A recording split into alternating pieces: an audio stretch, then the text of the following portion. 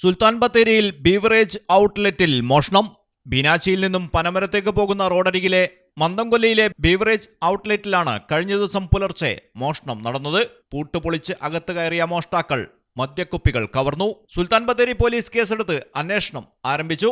ജീവനക്കാർ രാവിലെ ഔട്ട്ലെറ്റ് തുറക്കാൻ എത്തിയപ്പോഴാണ് മോഷണ വിവരം അറിയുന്നത്. ഷട്ടറിന്റെ പൂട്ടുപൊളിച്ചാണ് മോഷ്ടാക്കൾ അകത്ത് കടന്നത്. പുലർച്ചെ 1:15-നും 1:30-ക്കും ഇടയ്ക്കാണ് ഔട്ട്ലെറ്റിൽ മോഷണം നടന്നിരിക്കുന്നത്. അകത്തു കടന്ന മോഷ്ടാക്കൾ ബ്രാൻഡിയും ബീറുമടക്കം 7 ലിറ്റർ മദ്യം മോഷ്ടിച്ചു എന്നാണ് വിവരം.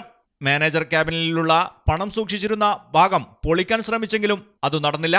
ക്യാബിൻ പൊളിക്കാൻ ഉപയോഗിച്ച് എന്ന് കരുതുന്ന വലിയ കല്ലും പോലീസ് കണ്ടെത്തി.